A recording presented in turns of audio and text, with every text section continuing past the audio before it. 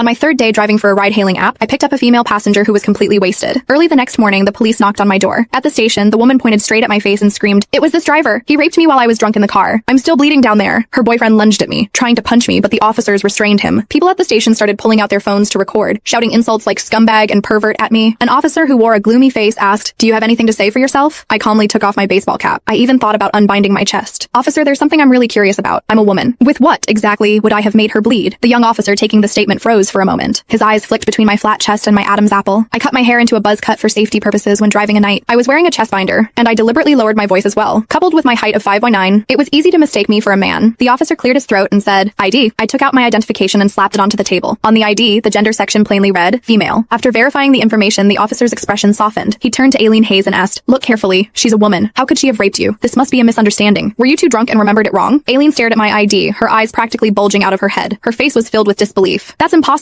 The ID must be fake." She shrieked and lunged forward, grabbing my collar. "He's a man. I felt it. That strength in the car, only a man could have been capable of that. Officer, don't let him fool you. He must have had surgery, or he's some kind of perverted cross-dresser." I slapped her hand away and said coldly, "Lady, want me to drop my pants right now so you can check for yourself?" Aileen kept trying to make a scene until an officer shouted at her, "This is a police station. Keep it up and you'll be detained. Our system confirms the driver is female, biologically female, with no record of gender reassignment." That settled it. Nelson Mullins' face turned red as doubt was written all over his face when he looked at Aileen, his girlfriend. "Aileen, didn't you say he was the one who made you bleed? If she's a woman, then why were you bleeding down there?" Aileen panicked. She suddenly clutched her stomach, squatted on the floor, and burst into tears. "I don't know. I fell asleep in her car, and when I woke up, it was already like that." "Nelson, are you even a man? I'm already in this state and you're still doubting me?" Some of the onlookers who had started to leave immediately gathered again. Someone whispered, "Maybe this driver got a fake ID just to harass female passengers." Yeah, there are plenty of sick people these days. At this moment, the officers were clearly fed up with Aileen's nonsense. "That's enough. You should provide evidence before making such claims. Was there an audio or video recording in the car?" an officer asked. I nodded. "Yes, but the memory card was full last night. I don't know if it overwrote anything. I'll have to check once I get home." "Then leave the equipment here. Both parties can go home. Wait to be contacted." I signed the paperwork, put my cap back on, and prepared to leave. Just as I stepped out of the station, Aileen rushed after me. She grabbed my sleeve, her eyes full of venom. "Don't think you can just walk away. You caused a fight between Nelson and me. This isn't over." I shook Aileen off. "You're insane. Get your head checked." I thought it was just a farce. Once I pulled the dashcam footage, everything would be cleared up. However, I underestimated just how vicious this woman was. Back at my rental room, I was about to export the video when my phone suddenly started vibrating nonstop. Notifications came flooding in. There were hundreds of text messages, and even my social media account was popping up with endless friend requests. My hands trembled as I played the video that was constantly being sent to me. On screen, Aileen was sobbing hysterically. Her voice was hoarse with emotion as she accused me of rape. My shout of claiming to be a woman was cut out completely, leaving only the footage of me red-faced and flustered. I looked like I was trying to explain myself. The caption was horrifying. "Ride-hailing horror. Perverted driver rapes drunk female passenger, then walks out of police station using connections. Victim's boyfriend breaks down on the spot. Police suspected of cover-up." The comment section was filled with hundreds of thousands of messages.